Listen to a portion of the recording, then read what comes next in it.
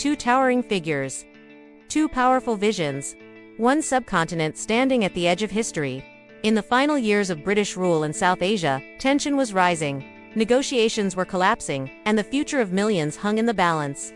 At the center of it all stood two men, rivals in politics, ideology, and destiny. But one question still sparks debate today. Was Nehru afraid of Quaid-e-Azam, or is that simply a myth shaped by history and emotion? Welcome to Nascent Bulletin, where we explore powerful historical rivalries, political turning points, and the stories that shaped nations.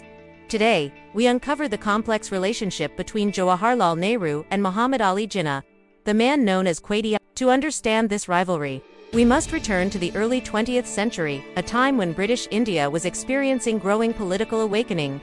Both Nehru and Jinnah were Western-educated lawyers, sophisticated, articulate, and deeply involved in shaping the future of the subcontinent. Interestingly, Jinnah was once celebrated as an ambassador of Hindu-Muslim unity. In his early political career, he was a member of the Indian National Congress and worked closely with leaders advocating for a united India. Nehru, younger and equally ambitious, emerged as a leading figure within Congress, representing a more socialist and modernist vision. At first, their paths were not directly hostile. But as political realities shifted, so did their positions. The major turning point came in the 1930s and 1940s. The Muslim League, under Jinnah's leadership, began demanding stronger constitutional safeguards for Muslims, who feared political domination in a Hindu-majority India. Jinnah argued that Muslims were not merely a minority, but a separate nation with distinct political rights. Nehru, on the other hand, envisioned a secular, unified India, a single democratic state where religion would not determine political identity. This ideological clash deepened over time. In 1937, provincial elections were held under British reforms. The Congress Party won major victories in many regions. The Muslim League performed poorly in comparison. Some historians argue that this political imbalance intensified Jinnah's determination to secure stronger guarantees for Muslims. When Congress formed provincial governments, tensions grew. Jinnah felt that Muslim political representation was being sidelined. Nehru, confident in Congress's popularity, was less inclined to compromise on structural power-sharing arrangements. Was this fear, or political calculation? By the 1940s, the demand for Pakistan had gained momentum. Jinnah's call for a separate Muslim homeland became central to Muslim League strategy.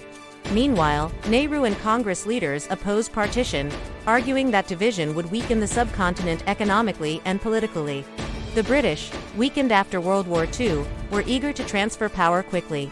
Negotiations became urgent and tense. During the Cabinet Mission Plan of 1946, a potential compromise was proposed to keep India united under a loose federal system.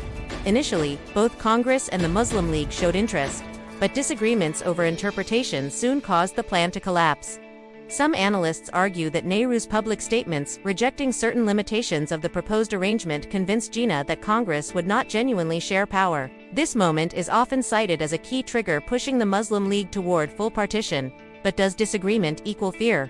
There is little evidence suggesting Nehru personally feared Jinnah in a psychological sense.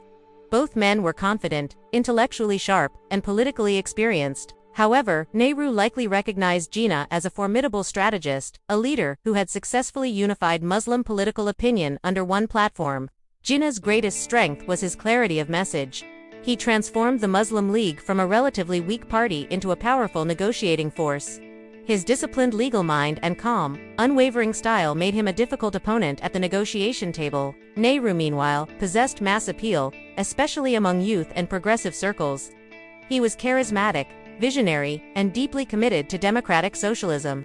But where Jinnah projected calculated precision, Nehru often expressed idealistic confidence. Their rivalry was less about personal fear and more about incompatible visions. Jinnah feared political marginalization for Muslims in a majoritarian democracy. Nehru feared that dividing India would permanently fracture the region. Both believed they were protecting their people's future. As violence erupted in 1946 and communal tensions spiraled, the possibility of unity faded. By 1947, partition became inevitable. On August 14th and 15th, two independent nations were born, Pakistan and India. Jinnah became the first Governor-General of Pakistan. Nehru became the first Prime Minister of India.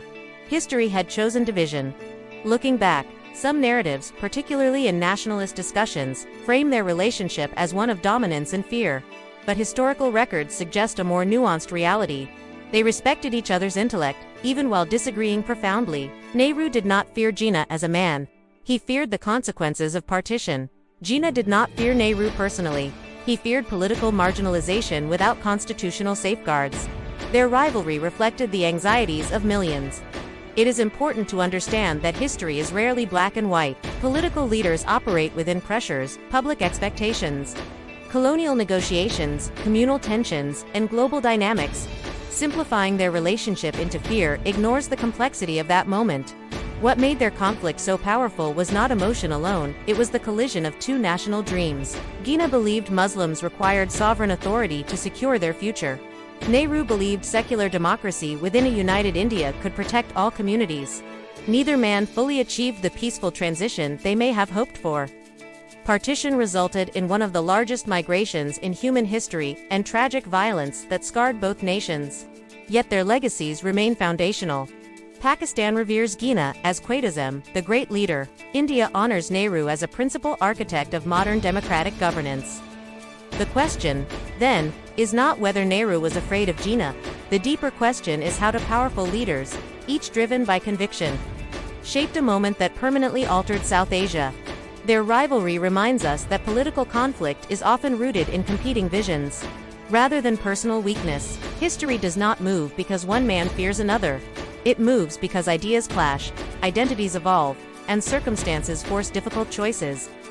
If you found this historical exploration insightful and want more balanced, cinematic deep dives into the events that shaped our region and the world, make sure to subscribe to Nascent Bulletin, like this video, and share it with others who want to understand history beyond headlines. Because the truth of history is rarely simple, and understanding it requires looking beyond myths to the complex realities that shaped our present.